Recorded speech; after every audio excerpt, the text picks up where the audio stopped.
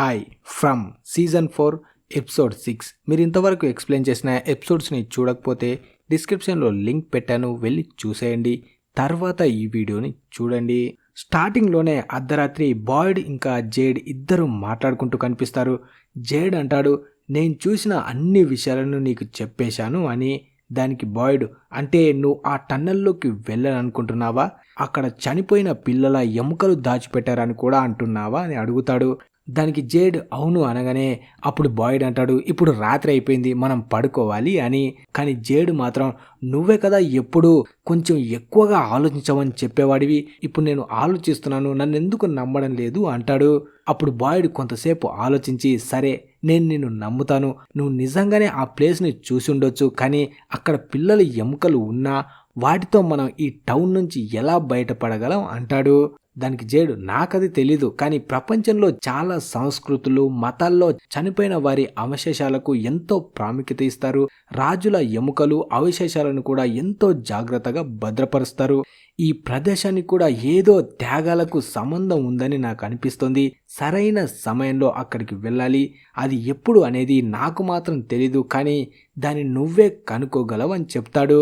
కానీ బాయిడ్ మాత్రం చిరాకు పడుతూ, నా స్థానంలో నువ్వుంటే ఎలా ఆలోచించేవాడివో చెప్పు. నువ్వు మష్రూమ్స్ మత్తులో ఒక ప్లేస్ని చూశానని చెప్తున్నావు, ఇప్పుడు దాన్ని నిజమని నమ్మి ఒక సూసైడ్ మిషన్కు వెళ్ళాలని అంటున్నావు, నేను ఎలా నమ్మాలి నిన్ను అంటాడు. అప్పుడే జేడ్కు ఒక్కసారిగా ఒక విషయం గుర్తుకు వస్తుంది. ఆగు, నేను బయటికి వెళ్ళలేదు, కానీ నేను ఆ ప్లేస్కి వెళ్ళినప్పుడు కాలనీ హౌస్ బేస్మెంట్లో ఒక రహస్యమైన తలుపును చూశాను. నేను వెళ్ళింది నిజమైతే ఆ బేస్మెంట్ కింద ఒక ప్లేస్ ఉండాలి అంటాడు. వెంటనే ఇద్దరు బేస్మెంట్ దగ్గరికి వెళ్తారు. అక్కడ డేని కూడా ఉంటుంది. జేడ్ వాళ్ళిద్దరిని పిలిచి, నేను చూసిన తలుపు ఈ ప్లేస్లోనే ఉండాలి అని చెప్తాడు. ముగ్గురు అక్కడ ఉన్న పాత సామాన్లని పక్కకి జరిపి వెతకడం స్టార్ట్ చేస్తారు. కానీ చివరికి అక్కడ ఒక గోడ మాత్రమే కనిపిస్తుంది, తలుపు మాత్రం కనిపించదు. దాంతో జేడు చాలా ఫీల్ అవుతాడు. ఇక్కడ ఉన్న ప్రతిదీ నా ఊహలో నేను చూసినట్టే ఉన్నాయి, కానీ ఆ గోడ మాత్రం లేదు, అక్కడ తలుపు ఉండాలని కోపంగా అరుస్తాడు. కానీ బాయిడ్ మాత్రం తనని కూల్చేస్తాడు. తర్వాత ఇద్దరు పైకి కిచెన్లోకి వెళ్తారు. అక్కడ జేడ్ మళ్ళీ ఆలోచిస్తూ, బహుశా నాకు కనిపించింది దారిలోనే ఉండి ఉండవచ్చు, ఆ గోడ వెనుక ఏదైనా ఉందేమో, మనం ఆ గోడని పగలగొట్టి చూడాలి అంటాడు. అప్పుడు బాయిడ్, నువ్వు చూసిన ప్రతిదాన్ని నిజమని ఎలా చెప్పగలుగుతావో అంటాడు. అప్పుడు జేడ్ వెంటనే, అలా కాదు, నేను చూసింది తప్పు కావడం అసాధ్యం, నువ్వు అందరినీ కాపాడాలనుకుంటున్నావు, కానీ దానికోసం ఏదైనా కొత్తగా ట్రై చేయడానికి మాత్రం భయపడుతున్నావు అంటాడు. ఆ మాటలు విన్న బాయిడ్కి పిచ్చ కోపం వస్తుంది. జేడ్ని పట్టుకొని మళ్ళీ ఒకసారి ఆ మాట అను అని గట్టిగా అరుస్తాడు. జేడ్ మాత్రం భయపడకుండా, బాయిడ్, నువ్వు ఈ టౌన్లోని అందరికీ ఆశనిచ్చావు, వాళ్ళని ఏదో ఒకరోజు ఇంటికి తీసుకువెళ్తానని మాట ఇచ్చావు, అందుకే నువ్వు ఈ విషయాలనన్నీ నమ్మాల్సిందే అని చెప్తాడు. బాయిడ్ కొంతసేపు అతన్ని చూసి ఇక తనని వదిలేస్తాడు. నాకు మళ్ళీ కోపం తెప్పించకని తనకి వార్నింగ్ ఇస్తాడు. తర్వాత జేడ్ మళ్ళీ అడుగుతాడు, ఈ ప్లేస్లో రహస్యాలకు సమాధానాల్ని కనుక్కోవడంలో నాకు సహాయం చెయ్యని అంటాడు. అలా చెప్పి అక్కడి నుంచి వెళ్ళిపోతాడు. అప్పుడే కేనీ అక్కడికి వస్తాడు. ఇక్కడ ఏం జరుగుతుందని అడుగుతాడు. బాయిడ్ కేనీని బయటికి తీసుకువెళ్ళి ఇప్పటి వరకు జరిగిన ప్రతిదీ చెప్తాడు. ముఖ్యంగా జేడు చిన్నపిల్లల ఎముకల గురించి, వాటిని కనిపెడితే ఈ టౌన్ నుంచి భయపడే అవకాశం ఉండొచ్చని తను ఆలోచిస్తున్న సంగతి కూడా చెప్తాడు. అప్పుడే కేనీ అంటాడు, జేడు డెబితా ఇద్దరికి వాళ్ళు ఇక్కడ ఎన్నో పునర్జన్మలు ఎత్తారు, వాళ్ళది జన్మజన్మల బంధం అని అనుకుంటున్నారు, నీకు కూడా అది నిజమే అనిపిస్తుందా అంటాడు. దానికి బాయిడ్, ఈ ప్లేస్లో జరుగుతున్న ఏది అర్థం కావడం లేదు, ఒకప్పుడు నా శరీరంలో పురుగులు పాకాయి, తర్వాత అడవిలో ఆ మంత్రించిన రాళ్ళు దొరికాయి, అవి రాత్రికి వచ్చే మాన్స్టర్ల నుంచి మనల్ని కాపాడుతున్నాయి, ఇలాంటి విషయాల్ని మొదటిసారి వింటే ఎవరు నమ్మరు, కానీ మనం నమ్మాం కదా అంటాడు.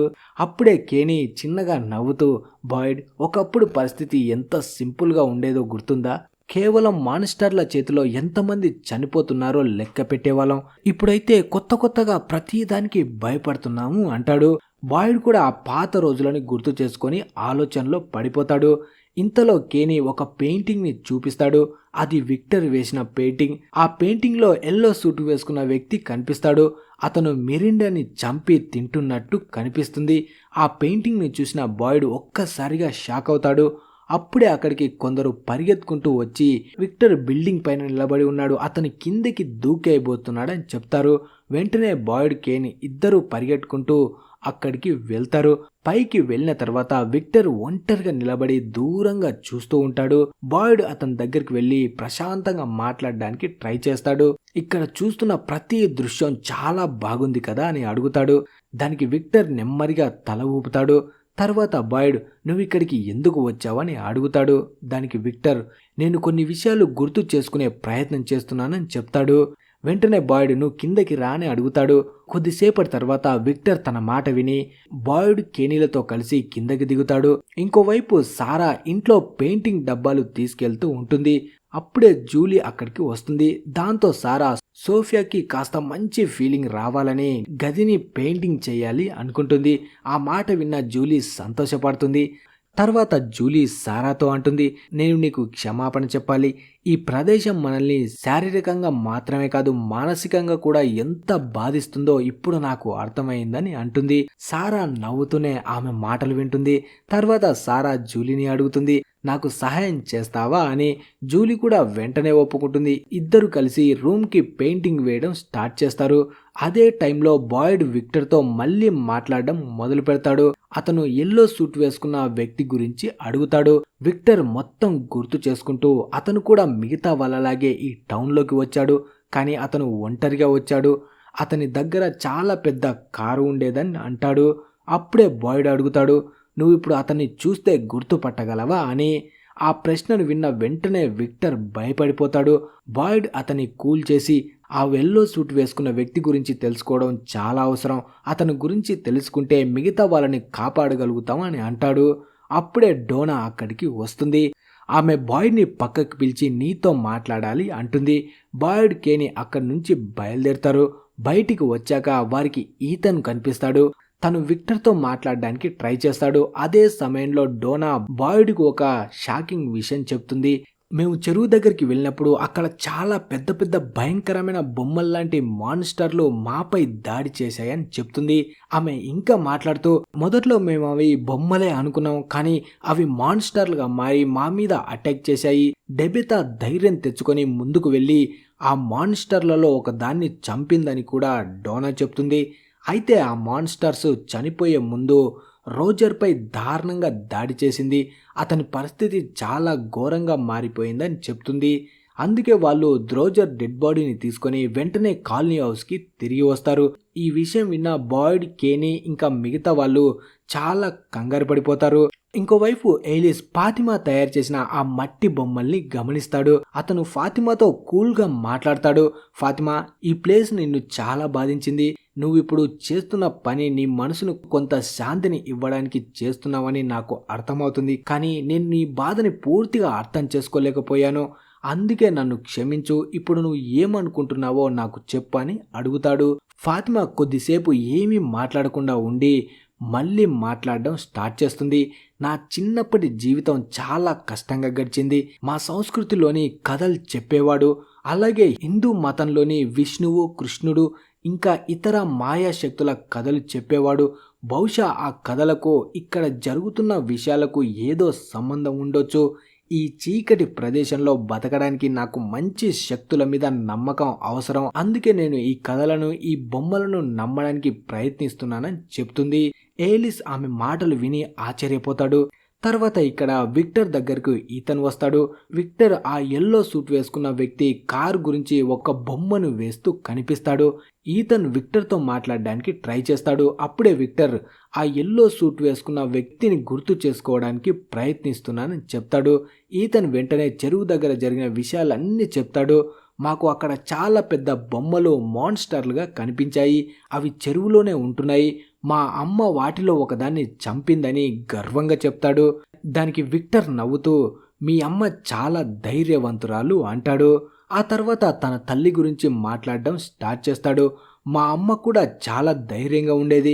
ఆమెకు భయం వేసినా మమ్మల్ని భయపడనివ్వకుండా ఎప్పుడు నవ్వుతూనే ఉండేది. కానీ మా నాన్న అంత ధైర్యంగా ఉండేవాడు కాదు అంటాడు.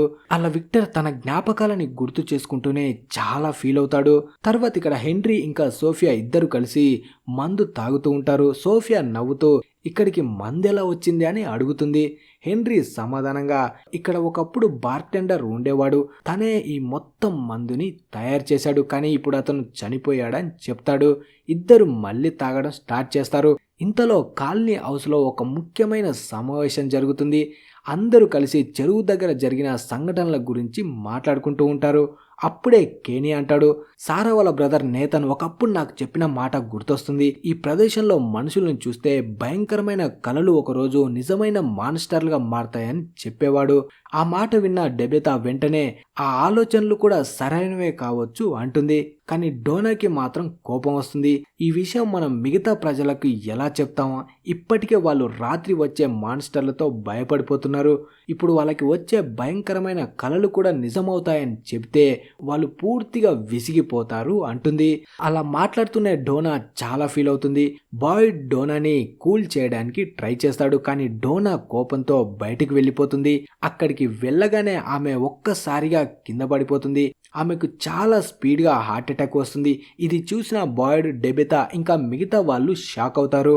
బాయ్డ్ వెంటనే కేనీని చూసి వెంటనే క్రిస్టీని తీసుకురా అని అరుస్తాడు. కేనీ ఒక్క క్షణం కూడా ఆలోచన చేయకుండా పరిగెత్తుకుంటూ బయలుదేరతాడు. అలా వెంటనే క్రిస్టీ మేరీ దగ్గరికి వెళ్ళి, మీరు తొందరగా రండి, డోనాకి హార్ట్ అటాక్ వచ్చింది అని అంటాడు. అప్పుడు క్రిస్టీ మేరీ వెంటనే పని ఆపి కాలనీ హౌస్కి పరిగెట్టుకుంటూ వస్తారు. వాళ్ళు వచ్చిన వెంటనే డోనాకి ట్రీట్మెంట్ స్టార్ట్ చేస్తారు. క్రిస్టీ ఆమెను పట్టుకుంటుంది. బాయ్డ్ సిపిఆర్ చేస్తూ డోనాని బతికించడానికి ప్రయత్నిస్తాడు.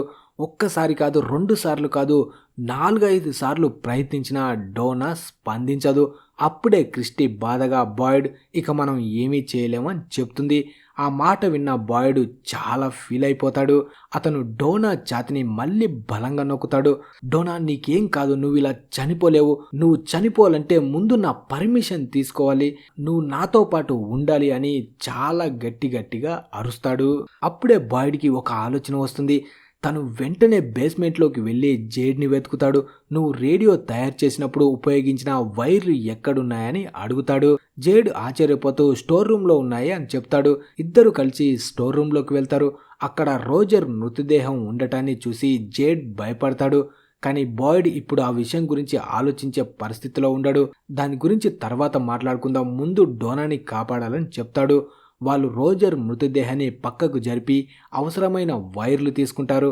ఇక్కడ కాలనీ హౌస్లో అందరూ డోనా చుట్టూ చేరి బాధపడుతూ ఉంటారు. వెంటనే బాయ్డ్, జేడ్ ఇద్దరు తీసుకువచ్చిన వైర్లతో ఒక డివైస్ లాంటి దాన్ని రెడీ చేస్తారు. క్రిస్టీ మేరీ దాన్ని ఉపయోగించి డోనా గుండె ఆగిపోయిందా కొట్టుకుంటుందా అని పరిశీలిస్తారు. కొంతసేపటి తర్వాత ఆమె గుండె మళ్ళీ కొట్టుకుంటుందని క్రిస్టీ చెప్తుంది. అందరూ ఊపిరి పీల్చుకుంటారు. కానీ బాయ్డ్ వెంటనే అడుగుతాడు, అయితే ఆమె ఎందుకు మెలకువలోకి రావడం లేదు అని. అప్పుడు క్రిస్టీ అంటుంది, ఆమె మైండ్కి కొంతసేపు ఆక్సిజన్ అందలేదు, అందుకే పరిస్థితి ఇంకా ప్రమాదకరంగానే ఉంది అంటుంది. ఇక ఆమె ఎప్పుడు మెలకువలోకి వస్తుందో చెప్పలేము అంటుంది. అదే టైంలో డెబెతా ఈతన్ని తీసుకొని వస్తుంది. ఈతన్ డోనాని చూసి చాలా భయపడతాడు. తను ఆమె దగ్గరకు వెళ్ళి, డోనా, నువ్వు నాకు ఒక విషయం చెప్పావు, ఇక్కడ భయమే మనల్ని హీరోలుగా మారుస్తుందని అన్నావు. నేను ఆ మాట ఎప్పటికీ మర్చిపోను. అక్కడ ఉన్న వాళ్ళందరూ చాలా ఫీల్ అవుతారు. ఇంకోవైపు హెన్రీ, సోఫియా ఇంకా కలిసి మద్యం తాగుతూనే ఉంటారు. వాళ్ళు తమ గత జీవితాల గురించి మాట్లాడుకుంటారు. హెన్రీ తన భార్య, కుమార్తె గురించి గుర్తు చేసుకొని బాధపడతాడు. అప్పుడే సోఫియా కావాలనే తనకి గాయం చేసుకొని, చూడండి రక్తం వస్తుందని చెప్తుంది. హెన్రీ వెంటనే ఆమెకు మందులు తీసుకురావడానికి వెళ్తాడు. అతను వెళ్ళగానే సోఫియా తన రక్తపు చుక్కలను హెన్రీ గ్లాస్లో కలుపుతుంది. అదే సమయంలో సారా, జూలీ ఇద్దరు గదికి రంగులు వేస్తూ మాట్లాడుకుంటూ ఉంటారు. వాళ్ళ చిన్ననాటి జ్ఞాపకాలు, ఇష్టమైన స్వీట్స్, డోనట్స్, చాక్లెట్స్ గురించి మాట్లాడుకుంటారు. అయితే ఆ మాటల్లోనే జూలీ తన తండ్రి గురించి గుర్తు చేసుకుని బాధపడుతుంది. సారా తనని ఓదార్చడానికి ప్రయత్నిస్తుంది. తర్వాత ఇక్కడ బాయ్డ్ ఒంటరిగా కూర్చొని ఆలోచిస్తూ ఉంటాడు. అప్పుడే తనకి ఫాదర్ కాత్రి కనిపిస్తాడు. కాత్రి నిజంగా అక్కడ ఉంటాడు. తను బాయ్డ్ మనసులో కనిపించే రూపం. అప్పుడే ఫాదర్ అంటాడు, డోనా మేల్కొనకపోతే నువ్వు ఏం చేస్తావు అని. దానికి బాయిడ్ కోపంగా అలాంటి ప్రశ్నలు అడగకు అని అంటాడు. కానీ ఫాదర్ మాత్రం అలాగే అడుగుతుంటాడు. కొంతసేపటి తర్వాత క్రిస్టీ మేరీ డోనాను మళ్ళీ చెక్ చేస్తారు. సడన్ గా డోనా కళ్ళు తెరుస్తుంది. ఆమె మెల్లగా స్లోలోకి వస్తుంది.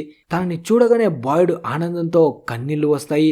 నువ్వు మళ్ళీ వచ్చావని అంటాడు. దానికి డోనా చిన్నగా నవ్వుతుంది. బాయిడ్ వెంటనే బయటికి వెళ్ళి అందరికీ డోనా బాగుంది, ఆమె స్లోలోకి వచ్చిందని చెప్తాడు. అందరూ చాలా ఆనందిస్తారు. తర్వాత బాయిడ్ మళ్ళీ జేడ్ దగ్గరికి వెళ్తాడు. జేడ్ చూపించిన ఆ బేస్మెంట్ గోడను చూస్తాడు. ఈసారి అతను పెద్ద సుత్తిని తీసుకొని గోడను బలంగా కొట్టడం స్టార్ట్ చేస్తాడు. ఒక్క దెబ్బతో గోడ పగిలిపోతుంది. గోడ వెనక నిజంగానే ఒక తలుపు కనిపిస్తుంది. అది చూసి బాయిడ్ జేడ్ ఇద్దరూ షాక్ అవుతారు. ఇంతవరకు జేడ్ కలలో చూసింది మొత్తం నిజమే అని ఇప్పుడు తనకి అర్థమవుతుంది.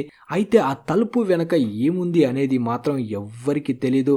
అలా ఈ ఎపిసోడ్ 6 ముగుస్తుంది. మరి ఈ ఎపిసోడ్ మీకు ఎలా అనిపించింది అనేది కింద కామెంట్ చేసి చెప్పండి. అలాగే వీడియో నచ్చితే లైక్, షేర్, సబ్స్క్రైబ్ తప్పకుండా చేయండి. Thanks for watching.